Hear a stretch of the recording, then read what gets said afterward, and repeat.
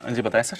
Western carriers इसके IPO में आज से 13 तारीख, हाँ आज से आईपीओ खुल रहा है। लॉन्ग टर्म के लिए पैसा लगाने की राय है। पहले कंपनी का बिजनेस मॉडल समझिए, क्योंकि ये मल्टी मॉडल लॉजिस्टिक सॉल्यूशन देने का कंपनी कारोबार करती है। और लॉजिस्टिक का कारोबार क्या है, इसे आप एक तरह से इंफ्रास्ट्रक्चर का बिजनेस समझिए। जी।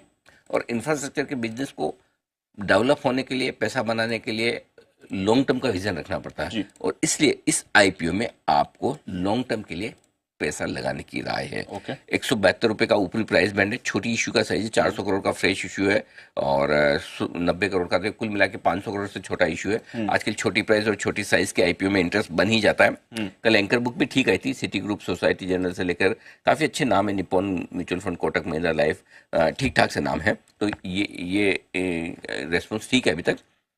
लॉन्ग टर्म के लिए अप्लाई करें, क्यों करें? प्रोमोटर्स एक्सपीरियंस्ड है, इस बिजनेस का अच्छा अनुभव है, समझदार हैं, अच्छी क्वालिफिकेशंस लेकर आए। कल हमने सेठा साहब से बात भी की थी।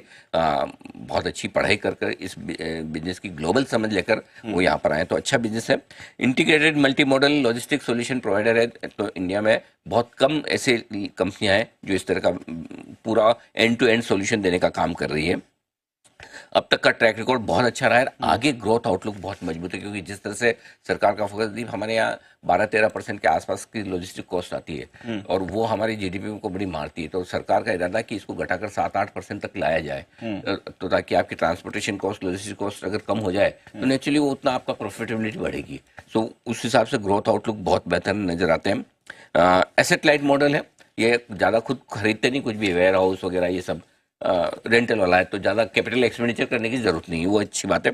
वैल्यूशन रीजनेबल है, दूसरे लिस्टेड पेयर्स के मुकाबले में बहुत महंगे नहीं है। थोड़ी जगह छोड़ी है इन्होंने, गुंजाइश छोड़ी है। नेगेटिव साइड पर देखेंगे तो थोड़ा ट्रेड रिसीवेबल्स लगातार थोड़े बढ़ रहे हैं। वैसे इनकी बिजनेस की रिक्वायरमेंट भी है, बिजनेस बढ़ने के साथ बढ़ते हैं।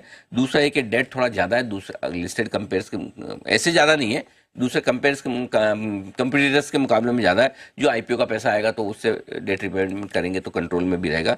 कैश फ्लो पॉजिटिव है, लेकिन हल्के हल्के, बहुत ज़्यादा नहीं, क्योंकि जितना पैसा कमा रहे हैं वापस बिजनेस में लगा रहे हैं, ग्रोथ में लगा रहे हैं। सो ओवरऑल नेट अच्छी कंपनी है, अच्छे प्रोमोटर्स है, अच्छा बिजनेस है, इंफ्रा बिजनेस है, लॉन्ग टर्म वाला बिजनेस है, इसलिए लॉन्ग टर्म के लिए आप इस आईपीओ में अप्लाई कर सकते हैं।